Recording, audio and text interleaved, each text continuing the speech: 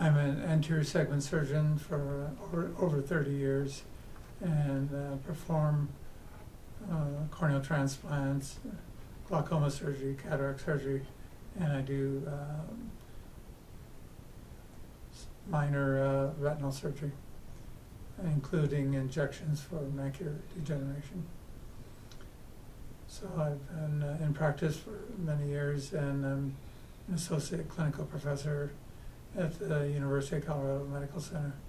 I've now become emeritus as of last year, but I've trained residents for 30 years. Jennifer, and what is your position? It's varied. Everything? I want to say I'm a good Girl Friday. I first assist surgical scrub with him.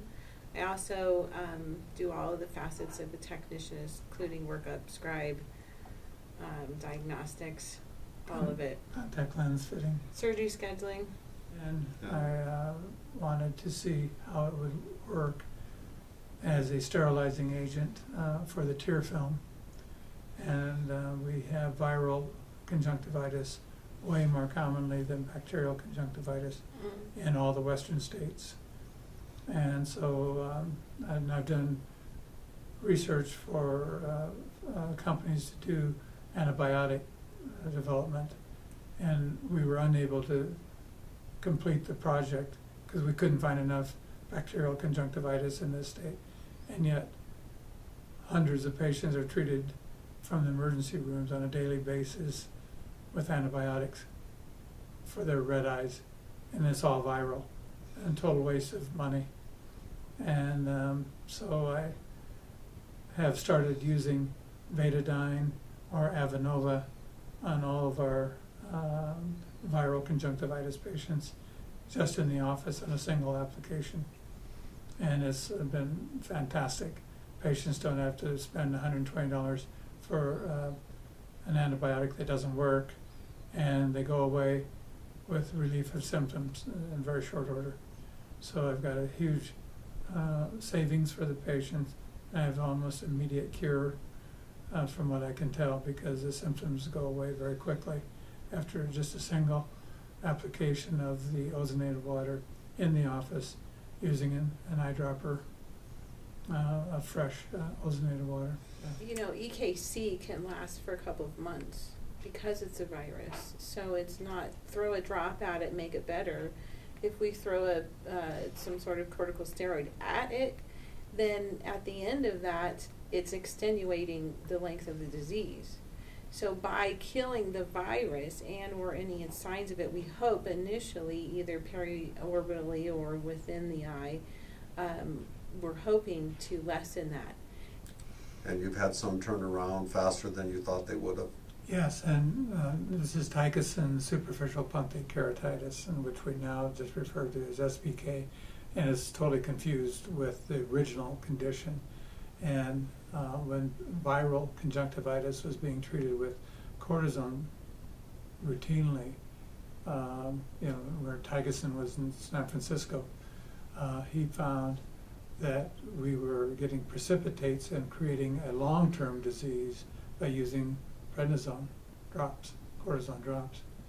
And the reason it was being given was for relief of the discomfort associated with the viral infection. So if we can use this and not use cortisone for that relief, we take away the risk of Tychoson's superficial punctate keratitis, which is a real condition, which is now being smeared with all corneal lesions that have any kind of take-up of the dye, is all called SPK. It's not the same disease as I'm talking about. The Tychosin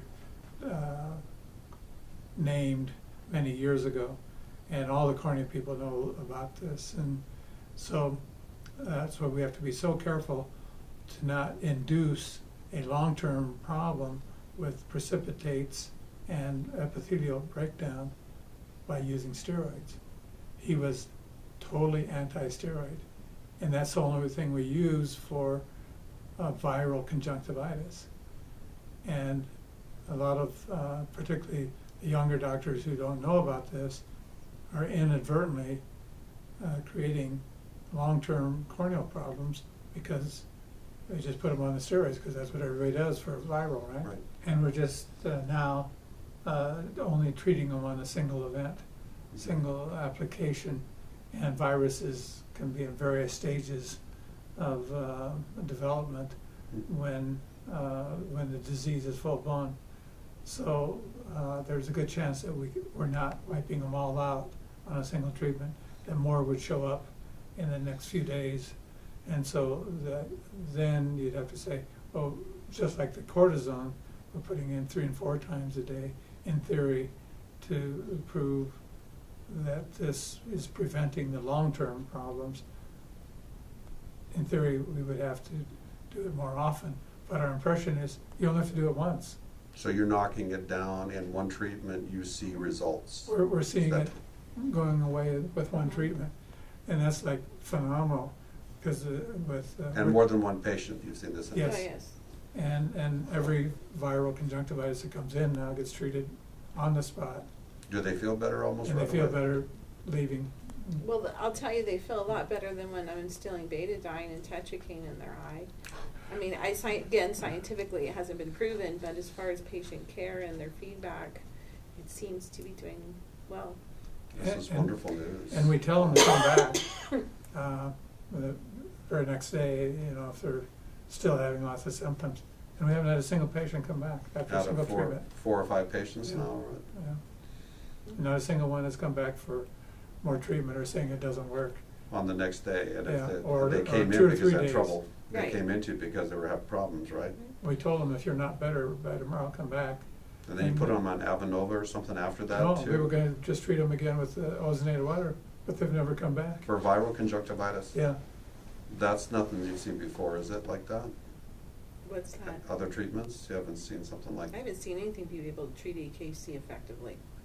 And it seems to be doing that at this point. Mm-hmm. and we've seen at least 5 cases of EKC just in the last month. My most recent case that I think is particularly interesting is I have a non-healing corneal ulcer in a patient that has been going on for almost 2 months now. And we've been using antibiotics. We're threatening to do an amniotic membrane, but he keeps healing up just enough, and we're keeping him on antibiotics.